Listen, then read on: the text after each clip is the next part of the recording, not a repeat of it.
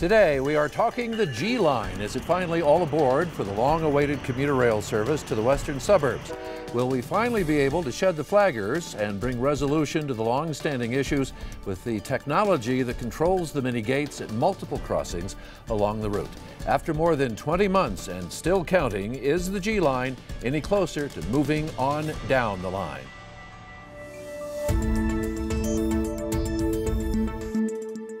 Hello everyone, I'm Mark Koebrich. In our studio here at Lakewood 8 today, we have Arvada Mayor Mark Williams, an outspoken advocate for getting the trains rolling, and a mayor who has been, well, less than happy with the process, the long process, and his counterpart in Wheat Ridge, Mayor Bud Starker, also on record as feeling that the delays have not been entirely necessary, and also today to help keep our train, our program on the tracks here in terms of all the technology involved, because there is a lot of it and it's quite complicated. RTD spokesperson Scott Reed, who knows a lot about how the trains roll. Gentlemen, thanks to all of you for being here today.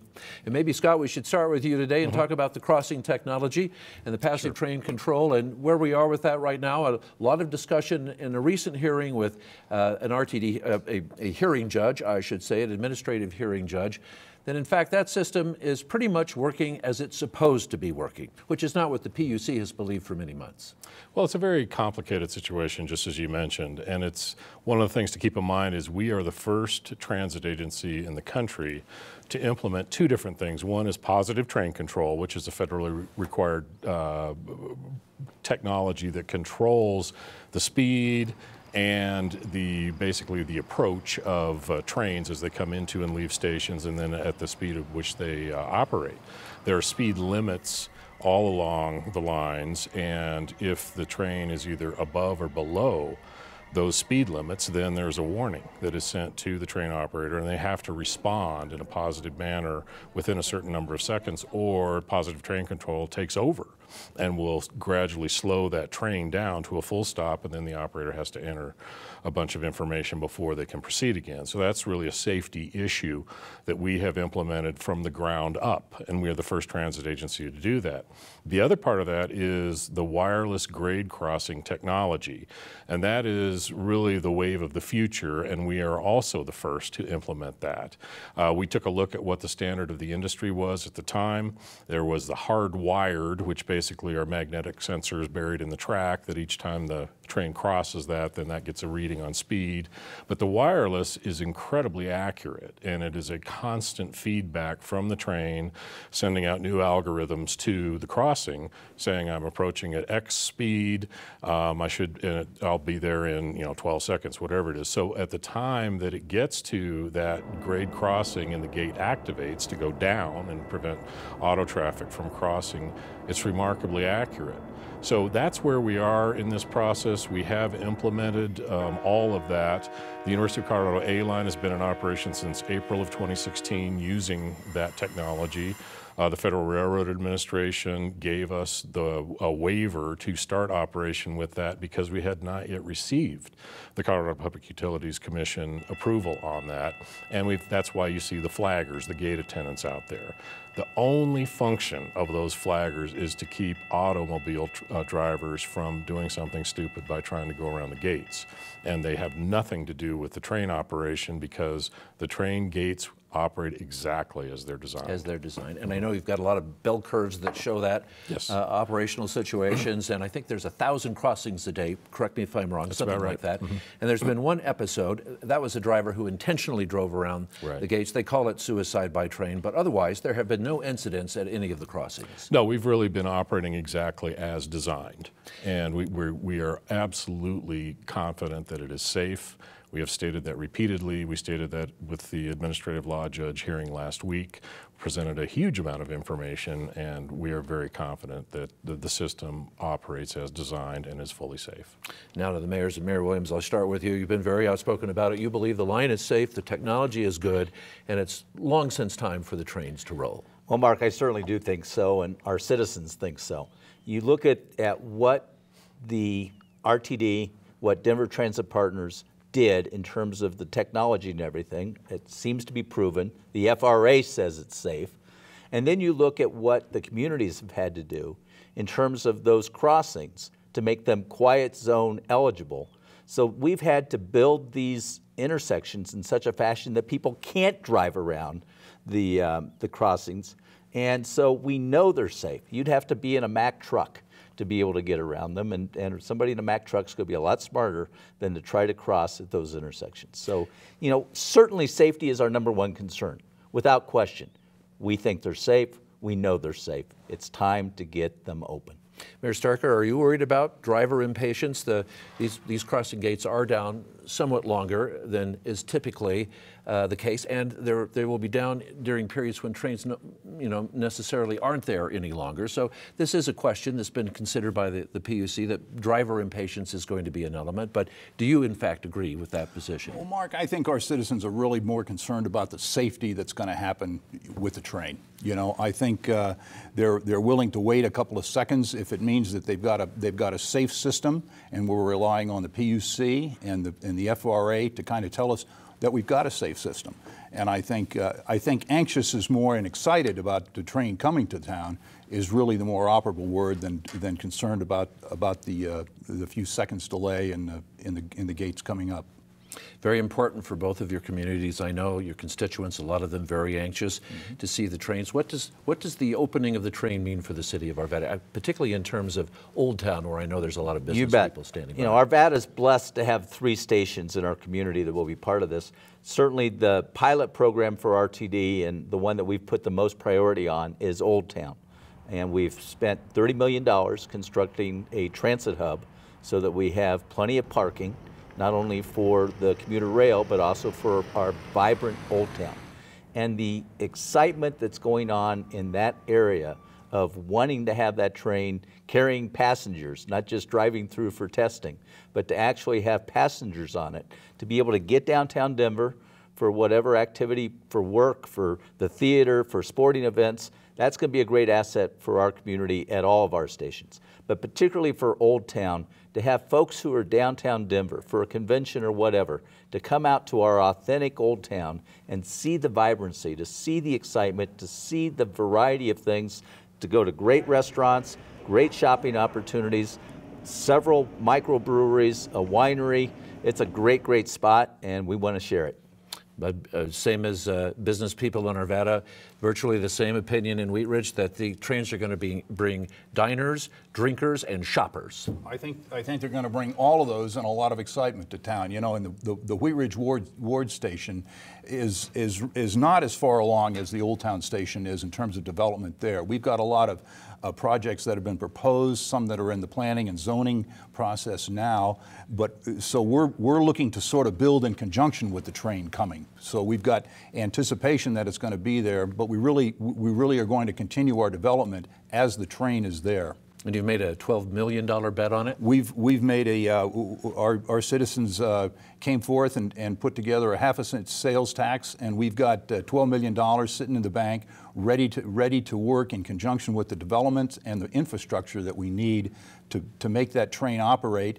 You know, not just for the people that would come and drive and park and take the train, but that we've got bike lanes, that we've got pedestrian opportunities to get on the thing. So it's really a part of a multimodal approach to transportation.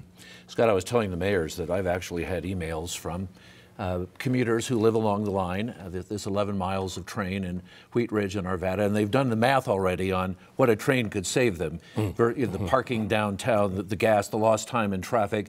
A lot of our techies in our technical community, they can get on a train and they can log on and immediately they're at work. So sure. The lost productivity, I mean, there's so many issues here. Are there any projections for how many people might be riding this train? Do you have some numbers? And I know I'm just coming out of nowhere on that, but sure. have they made projections on ridership? Yeah, we have projections on a lot of different, all of the different elements of the Eagle P3 project, which includes the G line, the B line that goes to Westminster, and then of course the University of Colorado A line. And it is several thousand per day. I'm totally drawing a blank on the exact number. But what we've also found is that for all of both of the lines so far, the ridership has exceeded projections.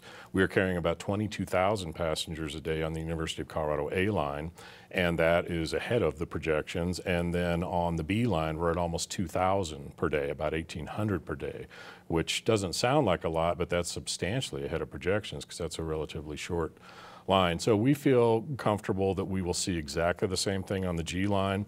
There's always a little bit of a learning curve. People get so used to their normal commute patterns, and then you throw something like that in there, it takes a while for them to get used to that. I know there's been huge anticipation on this, and we really appreciate the patience of the residents, not necessarily the mayors. They haven't been all that patient for good reason. Fairly vocal about it, yeah. But we know that people have been really waiting for this, and it's kind of sad to see the stations there ready to go and just kind of rusting, if you will. But also, I do need to go back to the process with the Public Utilities Commission. They are, just as we talked about earlier, they are very much invested in the safety of the communities that they serve. We have worked with them for many years since we opened the first light rail line, clear back in 1994, and they approve our grade crossings for all of our rail operations. And we have had back and forth with them for all of those at-grade crossings that we have. So we know that that's their concern. They're not doing something just to be, obstinate about it, that they really want to be sure that this, which is brand new to all of us, works for their evaluative criteria. And what we saw with the Federal Railroad Administration, who did issue acceptance of or certification for our system late last year, that they had to kind of change their criteria because it's brand new.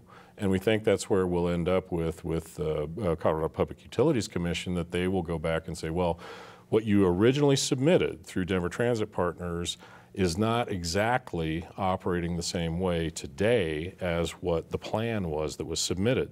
So we fully understand that there's a little bit of a disconnect there, but we think the information that we presented through the latest hearing really proves it is safe, it works within the activation times.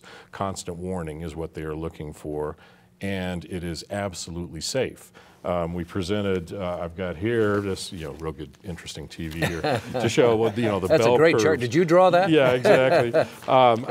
And what it shows here, I don't even know how I should show this, but it shows the bell curve here with the red on either side is the activation time.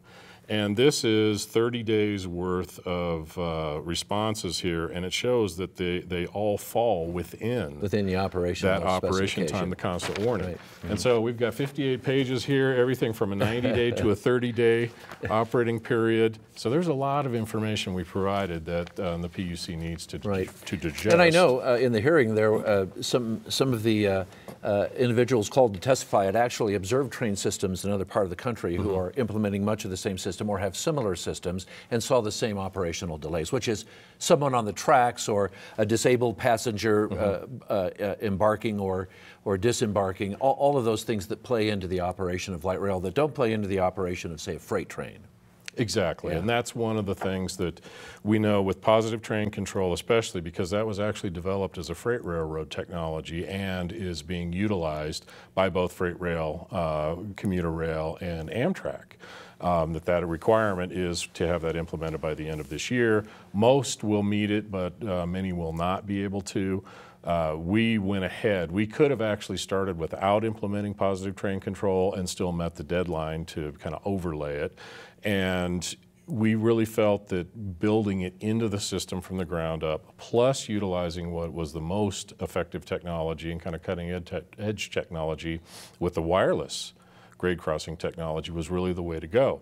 Now, again, we are kind of the guinea pig. It's interesting how many other transit agencies and railroads are kind of looking over our shoulder to see what it is we're doing, because they plan on implementing exactly the same technology. And they have to, right? I mean, federal law says they do. Yes. But the question is if they use the kind of the hardwired system or the wireless, as we are.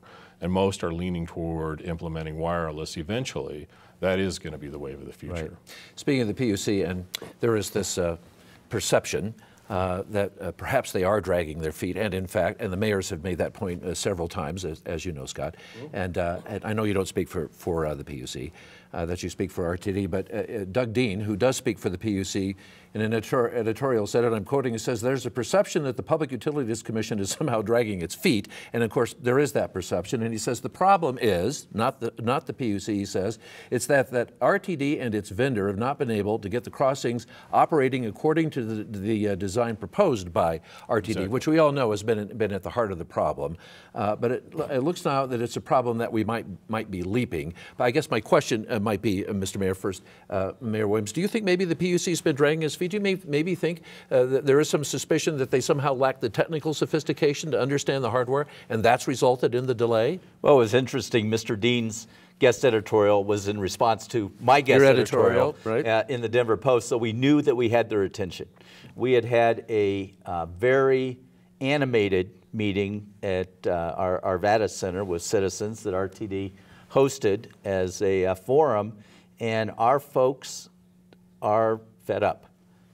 We do feel like it's been a situation where there's been an overabundance of caution and a sense that if, in my mind at least, that if the FRA says it's safe, and they've been administering rail throughout this country for a long, long time, if they think it's safe, it's time for the PUC in Colorado to adopt the standards and the technology and say that it's appropriate to remove the flaggers, let us finish our testing, and get our rail open. I think you called it, you say calling it a train wreck is not too strong a term. That would be. And that you'd essentially reach the end of your patience is how you. I think that's an accurate portrayal of how I feel. Right, but Starker, I know that in many corners of your community there's exactly the same sentiment. Well, I think we're excited about it, but I think it's a great leap forward that the PUC has had these hearings last week, that they seem to have communicated effectively with RTD on what they need in terms of the information to make their own decision and not just rubber stamp the FRA.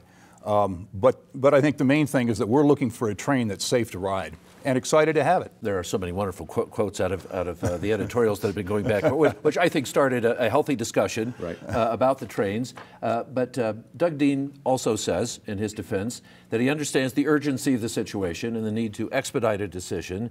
However, he says he has personally instructed the administrative law judge to do exactly that, to arrive at a decision. But he does say that the common denominator for everyone is safety. But it does seem, Scott, that it has been a protracted period and that there has been plenty of time to arrive at that conclusion. Or am I being? I guess my question is, have they been overzealous, or do I have misdirected opinions about that? Well, again, I can't speak for the PUC in terms of their day-to-day workings and whatnot. We have had a wonderful working relationship with them for almost a quarter century. We think that it is still a fantastic working relationship. I completely agree with what Mr. Dean says there, that what the original design that we had, which, because the technology didn't exist at that time, was kind of a best guess. And then what we originally had in operation didn't exactly meet up.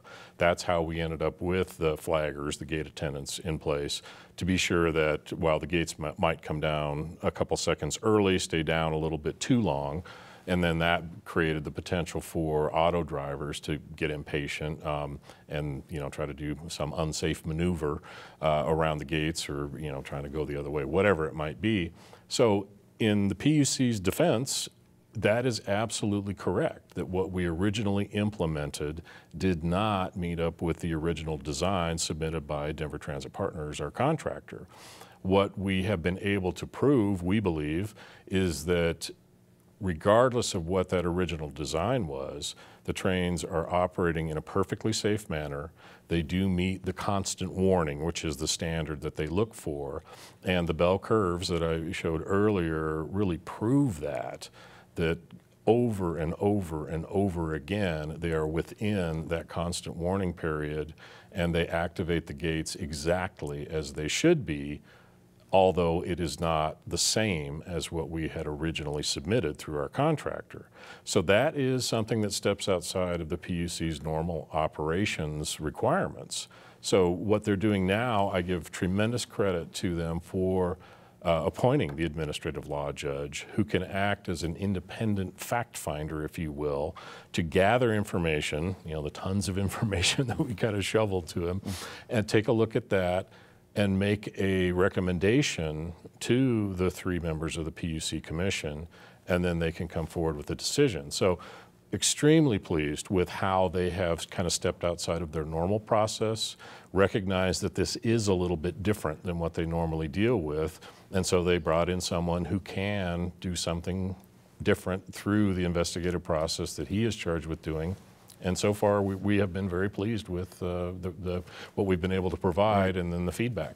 I think, Mark, as you pointed out, it comes down to an argument of literally over seconds. We're talking about a matter of just seconds here. Scott will agree.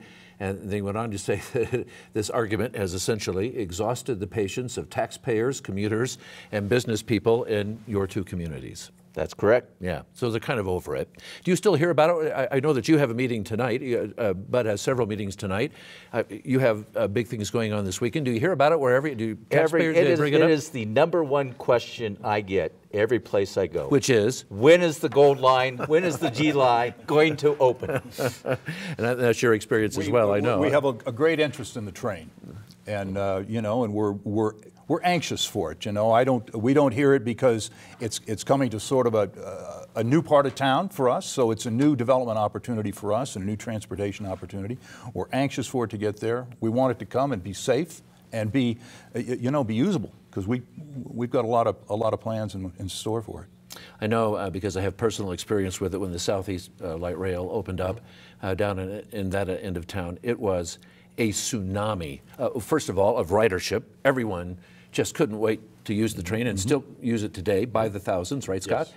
And I also know that it brought a tsunami of development. I mean, the building and business interest and dollars that were invested along with the train was a remarkable thing, and we still see that with other light rail stations opening across the community today. I'm sure you're expecting the same. Oh yeah, we've hoping for a tsunami, maybe tsunami. You know, maybe tsunami's a little bit. You know, you got to temper that a little bit. But we've got a lot of excitement. We've got developers who have plans in the works and planning and zoning to bring some new housing options, to bring some for sale housing product to us, to bring some retail opportunities. I think it's going to be great. You know, one of the things that we know the development community looks to is whether or not the public sector is making an investment before the development community will put skin into the game. And to see the rail come in, to see these stations getting built, gave the development community the confidence to say, okay, fine, we're going to join in as a partner and develop some important projects within our communities. So now all we need is to get the final approval so that the passengers can come, because the infrastructure's there, the TOD is coming online, we're primed and ready to go. It's a beautiful thing when they go down the line, just compared to the little light rail cars. I mean, it really is a remarkable engineering thing to watch the trains roll. I'm a big fan of them. I have another letter from a viewer here that say, look, if you get a chance to talk to the mayors, ask them when they're going to stop these stupid train horns.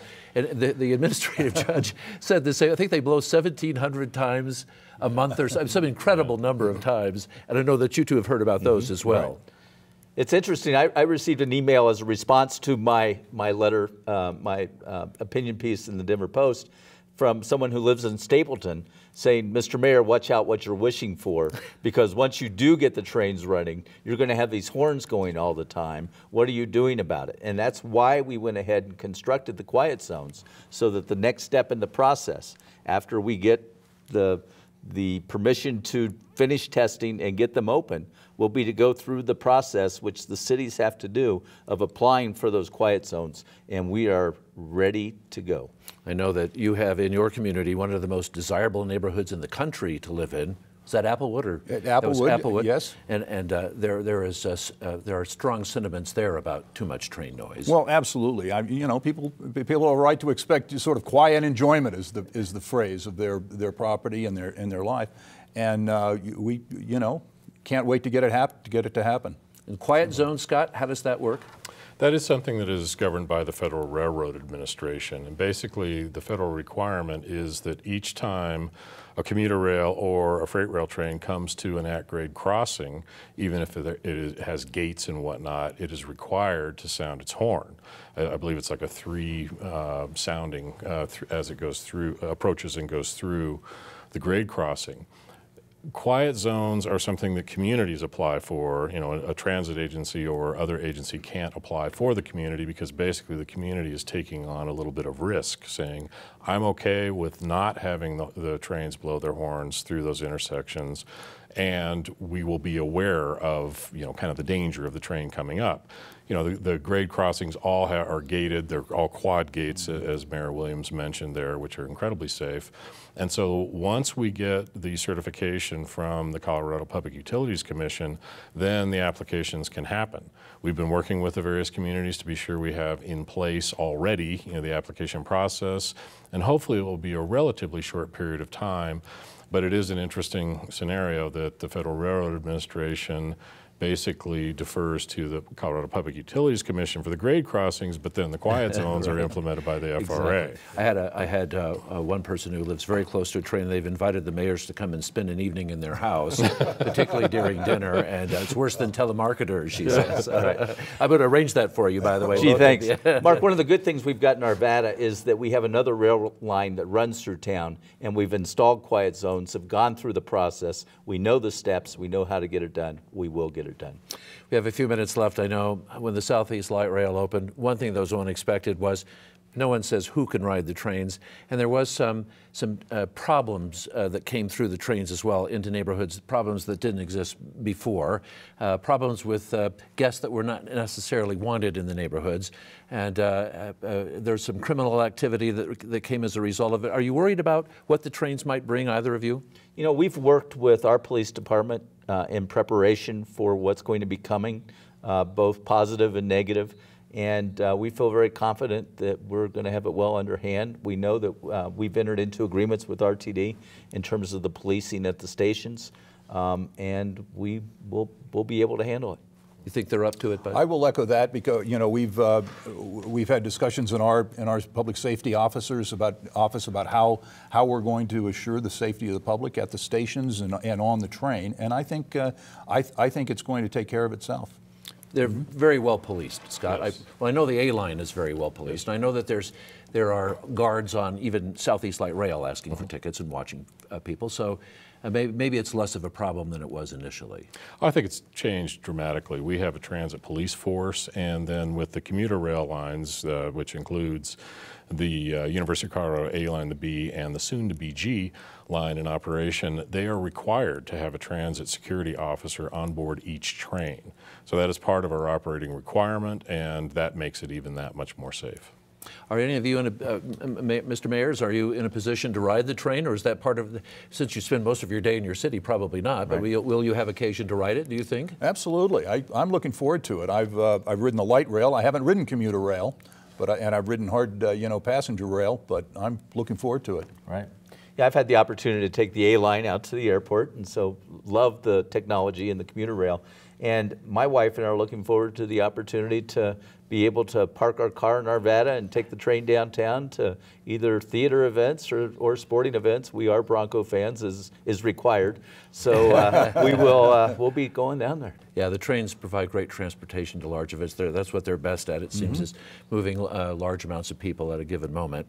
I'm curious, are you train proponents, or were you largely train opponents when this began, or have you always been pro-train, big train? I've been a pro-train. I lived in Europe when I was growing up, and we rode the trains there, and I think it's a really viable form of transportation. And when you look at the advent of electric and self-driving cars and Ubers and Lyfts, I think the whole transportation issue is changing, and I think train travel is definitely a part of that. And you are a train. Yeah, well, absolutely. Multimodal is the future with the growth that we've got in our state, and particularly in the metro area. We have to have all the varieties, and certainly trains and commuter rail and light rail are all part of the solution. Well, I think it's going to be fascinating to see what's ahead for your neighborhoods. the Ward Road development, all the money that's at stake there, and of course Old Town and 2 other stops, all looking forward to growth from the train. So thank you all for your time today. It's been a fascinating discussion. I'd ask you if you'd have any other thoughts, but fortunately we're out of time and you have meetings to make. So Scott Reed, thank you very much from RTD, so appreciate your technical expertise. We'll have you back just as soon as we get a decision of some kind from the PUC. But Starker, Mayor of Wheat Ridge, thank you, and Mark Williams, City of Arvada, thank you all. And thanks for being part of our broadcast today. And thanks to all of you for watching.